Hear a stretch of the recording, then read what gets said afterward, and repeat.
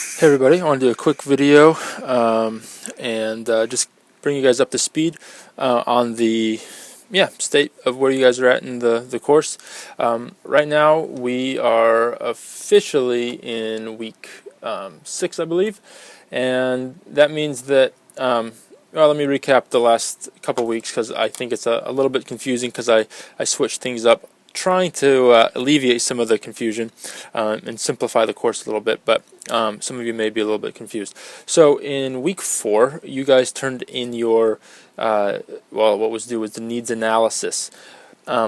Basically, I know you had a grading sheet and all that for that, but I think it's rather complicated, and the stuff in it isn't really something to be super nitpicky on. It's mostly it's giving you a premise to look at your audience that you're going to be teaching to, and to make sure you're considering all those things and getting into the practice of really thinking through what is this group that I'm speaking to? What are they like?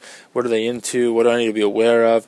And then eventually taking your lesson aims and your ideas that you're working with and taking that into account. Obviously, the things of the Word that are timeless and true and have nothing to do necessarily with your audience isn't going to change, but the way you aim the lesson could, based on your audience, and obviously the way you communicate is going to be impacted by that. So at this point, I'm not getting nitpicky with it. I want to see you do it. This is the first time you guys are doing it. So if you did it and did it, obviously put effort into it, I give you full credit. So you'll notice I didn't put a lot of feedback on it here in Blackboard. This is your feedback.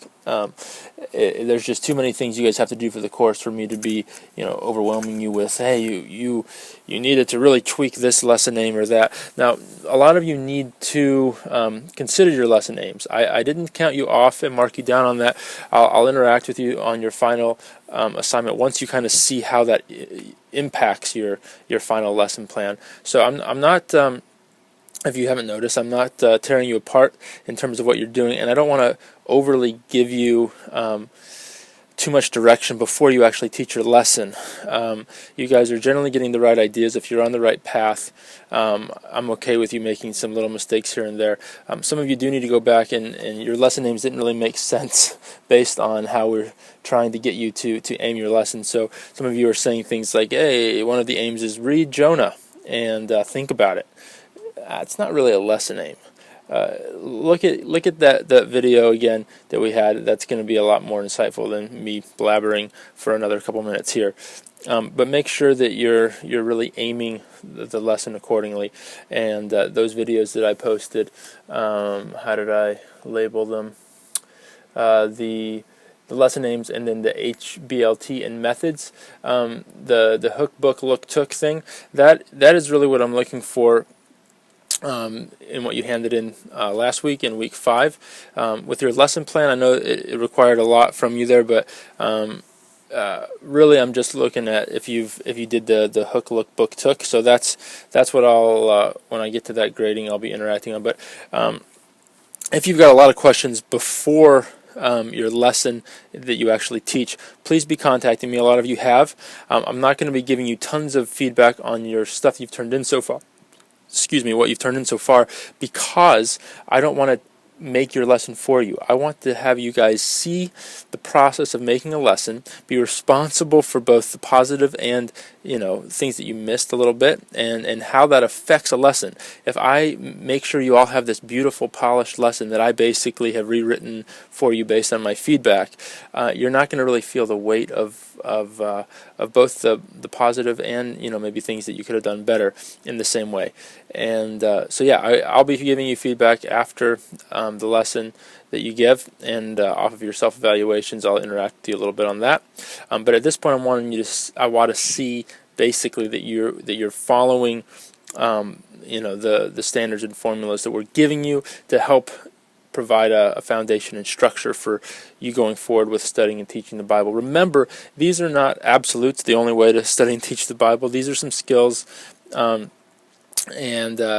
just some ways of doing things that could be helpful. So in the future, are you going to need to jot down every time you teach a lesson, a chart like that? Some of you may like doing that. It may be helpful, but hopefully you learn to kind of do these things naturally as you're starting to think through your preparation and that sort of thing.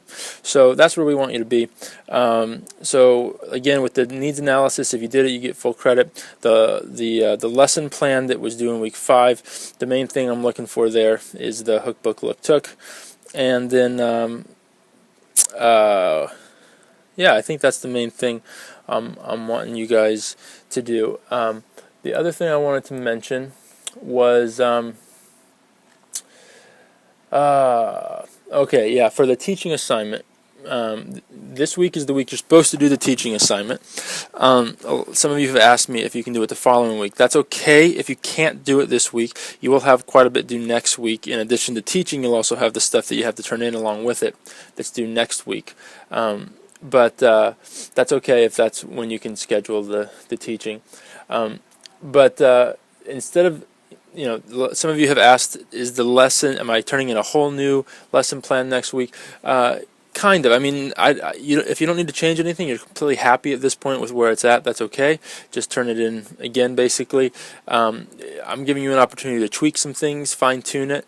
And then what I'm actually going to be mostly looking for, I'm gonna post a self-evaluation. I know you're gonna have another one that you do on your lesson, but I'm gonna post one this week just based on the lesson plan, and it'll cover things like hold on, where do I have that? Just evaluating yourself. How did God use the study of Jonah in your own life? How did God use your preparation for teaching in your own life? If you were to give yourself a grade, that sort of thing. I'm going to give what kind of feedback did you get from the students? So I'm going to have a self-evaluation. Obviously, you'll have to give this after your students, after you teach it. So if you're not teaching this week, you won't be able to turn it in. Sorry, I'm mumbling. I am very tired. It's getting late. And still at the office. So anyway, that's what I want you guys to do, and I'm gonna send that out to you guys this week, and it won't be due until the end of next week. So hopefully that makes sense. Please let me know if you have any questions. I know this is a little bit different format for a class. You got some tests coming up here at the end, and you're building up to a big teaching lesson, which is not a typical format for a class. So I don't want this to be a huge amount of pressure on you. I want to walk with you, make sure you're making the right mistakes, if that makes sense.